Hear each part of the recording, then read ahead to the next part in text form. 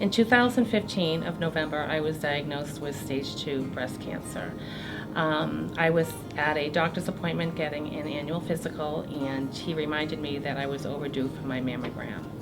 So it was a really good thing that he reminded me to get that taken care of. So within a few weeks, I went for the appointment, and I had the mammogram.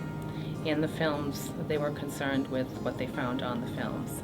At that point, I had to go for additional testing, and it was confirmed that I did have breast cancer. For me, I had two options. My first option was to run and hide and be scared, or to stay strong and fight it.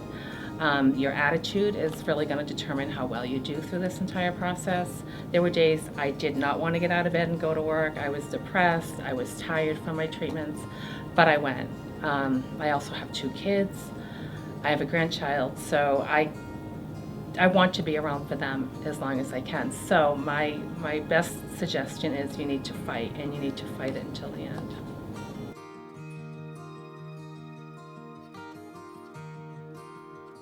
There was not any history of breast cancer in my family, so I was somewhat surprised when I did have it.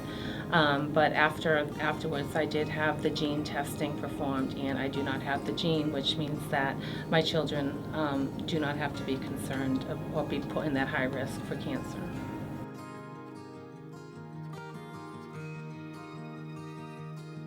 So when I was first diagnosed, I met with my entire team, which consisted of Dr. Samahar, Dr. Alosi, and Dr. Casey. And I have to tell you, they were all pleasant to work with. They really detailed out my plan. Does that mean I wasn't scared to death? No, because I was. But you really have to advocate for yourself. If you don't think something's right, you need to speak up. If you don't want something done, you don't have to do it. You're really managing the whole process, but they were a spectacular team to work with.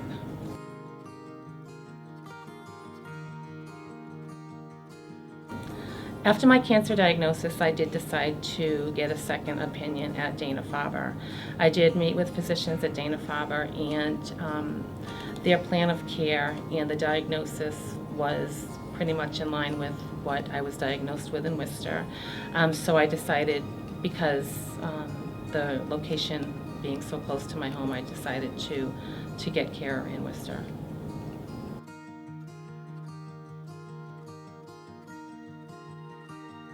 My biggest support was my family and friends. I also do know that Reliant has many resources available. I know that they have a peer support group.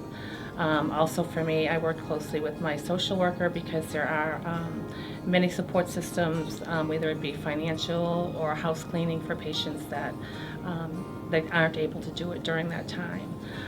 But nobody should ever feel alone, ever, during this. All I can tell you, I never felt alone, and if I needed anybody, a physician or a nurse, I knew who I could reach out to.